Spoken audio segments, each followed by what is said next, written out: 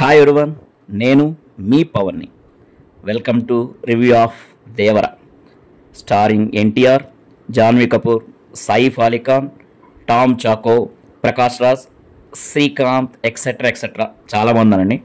And directed by Koratala Siva, music by Anirudh. Devara ఈ name గత నెల రోజుల నుంచి throughout India, only Telugu రాష్ట్రాలు కాదు, త్రూ అవుట్ ఇండియా మారుమోగిపోతుంది. అది పాజిటివ్గా నెగిటివ్గా రెండు రకాలుగా మారుమోగిపోతుంది. ఈరోజు థియేటర్లో రిలీజ్ అయింది. దేవర టైం స్టార్ట్ అయింది, జాతర మొదలైంది. అండ్ తెలుగు రాష్ట్రాల్లో అయితే ఒక తుఫాన్ లెక్క ఉంది దేవర మ్యానీ అనేది. ఎన్నో నెగిటివ్ ట్రోల్స్ అండ్ మ్యాక్సిమం హైప్తో ఈ దేవర వచ్చింది. అండ్ నెగిటివ్ ట్రోల్స్ కూడా ఎలా ఉన్నాయనేది మనం ఆల్రెడీ చాలామంది సోషల్ మీడియాలో చూసిన వాళ్ళకి చాలామంది, ఈవెన్ మనం వీడియో కూడా చేసాం. ఎందుకంటే ఒక్క సినిమా ఫ్లాప్ అయిన మాత్రం కొరటాల శివను కానీ లేదా ఎన్టీఆర్ని కానీ ట్రోల్ చేయాల్సిన అవసరం లేదు అని ఆ రోజు కూడా వీడియోలో చెప్పాను. ఇప్పుడు అదే నిజమైంది. So Koratala Siva best director and NTR the best all rounder actor అని మనకు తెలుసు. సో వాళ్ళిద్దరిని మనం అండర్ ఎస్టిమేట్ చేయలేం. సో ఈ మూవీ రిజల్ట్ అదే చెప్తుంది. After first talk show NTR కానీ కొరటాల శివ కానీ ఏమనుకుంటారంటే, ఈ నెగిటివ్ ట్రోలర్స్ అందరినీ బాబు పక్కెళ్ళి ఆడుకోండి అమ్మ, దేవరా టైం స్టార్ట్స్ అని మనసులో అనుకుంటారు భయ. అఫ్కోర్స్ మేము కూడా అదే అనుకుంటున్నాం. సో ఈ మూవీ చూసిన తర్వాత నా ఒపీనియన్ ఏంటంటే, ఎన్టీఆర్ పర్ఫార్మెన్స్ అయితే నాకైతే చాలా బాగా నచ్చింది, పిచ్చగా నచ్చింది. ఎన్టీఆర్ కోసమైనా సరే ప్రతి ఆడియన్ ఈ మూవీ చూడొచ్చు. మీరు టికెట్స్ బుక్ చేసుకోకపోతే మాత్రం వెంటనే వెళ్ళి టికెట్స్ బుక్ చేసేసుకోండి. మంచి థియేటర్లు, అది కూడా ఈ మంచి థియేటర్ అని ఎందుకు చెప్తున్నా అంటే, మళ్ళీ మనం మాట్లాడుకున్నాం, మంచి థియేటర్లో ఆ సౌండ్ సిస్టమ్ ఉండేది చూస్తేనే దీని క్వాలిటీ అనేది తెలుస్తుంది, ఈ మూవీ క్వాలిటీ అనేది. నెక్స్ట్ ఆఫ్టర్ ఆచార్య మెయిన్గా కొరటాల శివ చాలా ట్రోలింగ్ ఎదుర్కొన్నాడు. ఆ మరకని పోగొట్టుకోవడానికి దేవరాని చాలా జాగ్రత్తగా పగడ్బందీగా తీసినట్టు నాకైతే అనిపించింది. కొన్ని సీన్స్ చూస్తుంటే చాలా నీట్గా, అదేదో మన మహేష్ బాబు సినిమాలో అతడు సినిమాలు చెప్పినట్టు ఏదో గోడ కట్టినట్టు సీన్స్ అనేది చాలా నీట్గా డిజైన్ చేసుకున్నాడు. Even writing also. సో ఎట్టకేలకు కొరటాల శివ అయితే చాలా గట్టిగా అనుకుంటున్నాడు ఆచార్య మరక నా పైనుంచి వెళ్ళిపోవాలని. సో అలాగే జరిగింది. ఈ మూవీ చూస్తే ఎవరైనా సరే Koratala Shiva again come back అని అయితే కంపల్సరీగా అంటారు. కొన్ని సీన్స్లో డైలాగ్స్ చాలా బాగా రాశాడు. ప్రతి సీను ఏ హంగామా లేకుండా చాలా పద్ధతిగా ఉంటుంది అండ్ చాలా జెన్యూన్గా అండ్ హానెస్టీగా చేసినట్టు అనిపిస్తుంది. ఎన్టీఆర్ పర్ఫార్మెన్స్ మాత్రం ఫినామినల్ భయ. సింపుల్గా ఎన్టీఆర్ చేసింది ఏంటంటే, కొరటాల శివ ఏం చెప్తే అది ఒక చిన్న స్కూల్ పిల్లలకి యాస్ట్రీగా అదే చేసుకుంటూ పోయాడు. అందుకే అవుట్పుట్ అనేది ఆ రేంజ్లో వచ్చింది. సో ఈ విషయాల్లో మాత్రం ఎన్టీఆర్ మనం మెచ్చుకోవాలి. డైరెక్టర్స్ యాక్టర్ ఉంటే కంపల్సరీగా ఆ సినిమా అవుట్పుట్ అనేది వేరేగా ఉంటుంది అని ఈ సినిమా మళ్ళీ ఇంకోసారి ప్రూవ్ చేసింది. సో ఇంకో విషయం, ఈ మూవీలో అనదర్ పిల్లర్ కొరటాల శివ ఎన్టీఆర్ తర్వాత ఈ అనిరుద్ధ్ మ్యూజిక్ పై. అనిరుద్ధ్ మ్యూజిక్ గురించి మనకు తెలిసిందే చాలా వరకు. కానీ ఏదో 1-2 పాటలు పట్టుకొని అనిరుద్ధ్ కాపీ కొట్టాడు, అది కొట్టాడు. కానీ మూవీలో బ్యాక్గ్రౌండ్ స్కోర్ చూస్తే మాత్రం ఎవ్వరు ఈ మాటే చెప్పలేరు. అంత బాగా బ్యాక్గ్రౌండ్ స్కోర్ మ్యూజిక్ ఇచ్చాడు. బీజిఎం వల్ల కొన్ని సీన్లు అనేవి కొంచెం లైట్గా ఉన్నా కానీ ఆ బ్యాక్గ్రౌండ్ స్కోర్ వల్ల మాత్రం చాలా హెవీ లుక్ వచ్చాయి. సో అనిరుద్ధ్ మ్యూజిక్ అయితే ఫినామినల్ అని చెప్పాలి, చాలా ప్లస్ అయింది ఈ మూవీకి. Next Rathnavelu cinematography.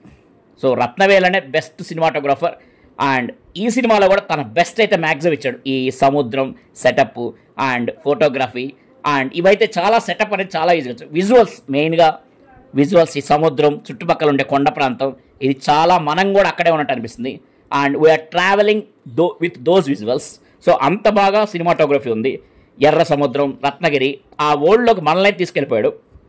Koratala Siva from the very beginning scene చాలా నీట్గా ఆ వరల్డ్ని ఎస్టాబ్లిష్ చేశాడు. ఏదో అర్జెంటుగా ఏదో మొత్తం స్టార్ట్ చేయకుండా డైరెక్ట్గా పోయేసి దేవరా స్టార్ట్ చేయకుండా ఎస్టాబ్లిష్మెంట్ చాలా నీట్గా మంచిగా చేసుకున్నాడు నిదానంగా.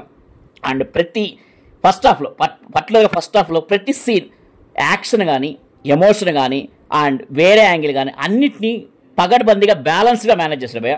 సో మనకు చూస్తున్నప్పుడు యాక్షన్ ఇష్టపడ యాక్షన్ ఇష్టపడతారు అండ్ ఎమోషన్ ఉండే వాళ్ళకి ఎమోషన్, సో పర్ఫార్మెన్స్ ఉండే వాళ్ళకి పర్ఫార్మెన్స్, ఇలా అన్నీ చాలా ప్లాన్డ్గా కుదిరాయి ఫస్ట్ హాఫ్ మాత్రం. సో ఆ వరల్డ్లో చాలా తక్కువ టైంలో మనం కనెక్ట్ అయిపోతాం. మెయిన్గా సీన్ టు సీన్ యాస్టీస్గా అదే మనం ఫాలో అయిపోతాం. స్టోరీ పరంగా చెప్పాలంటే మాత్రం అంత గొప్పగా ఏం లేదు, నేను అంత గొప్ప స్టోరీ అని చెప్పను కానీ, but concept is too good భయ.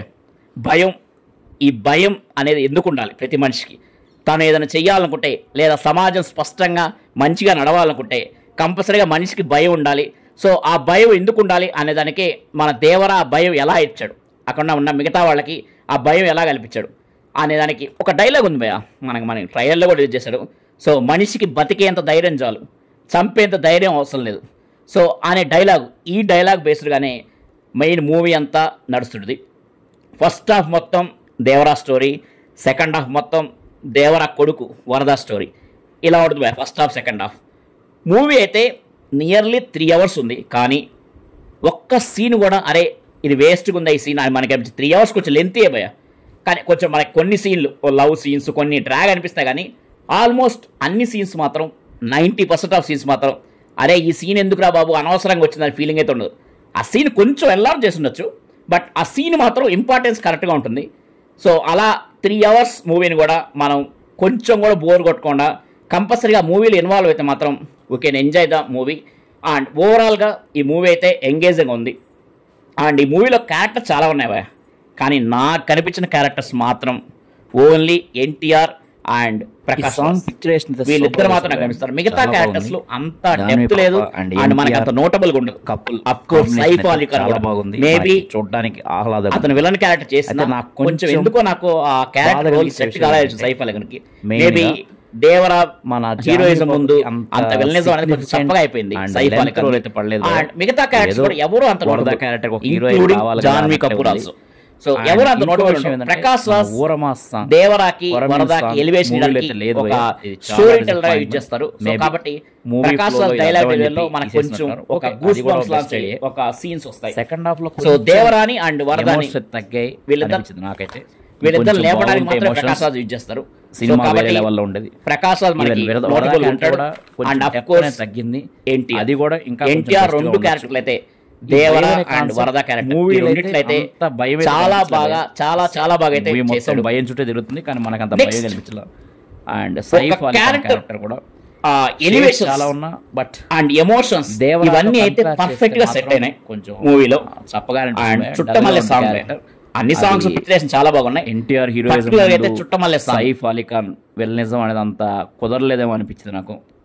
అండ్ ఎన్టీఆర్ పర్ఫార్మెన్స్ ముందు ఆఫ్ కోర్స్ ఏ క్యారెక్టర్ అయినా కొంచెం చప్పగానే అనిపిస్తుంది. లాస్ట్ ఎండింగ్లో ఏమనిపిస్తుంది అంటే దేవరా 1 ఓకే కానీ బట్ దేవరా 2కి అంత స్కోప్ ఉందా అనే డౌట్ వచ్చింది భయ్య. ఏమో కొరటాల శివ గారే ఆ డౌట్ తీర్చాలి. విఎఫ్ఎక్స్ షార్ట్స్ అక్కడక్కడైతే కొంచెం ఆర్టిఫిషియల్గా అనిపిస్తాయి. అండ్ మలయాళం ఫేమస్ యాక్టర్ భయ్య Tom Chacko is also under utilized in this movie. ఈ మూవీ అయిపోయిన తర్వాత మనకు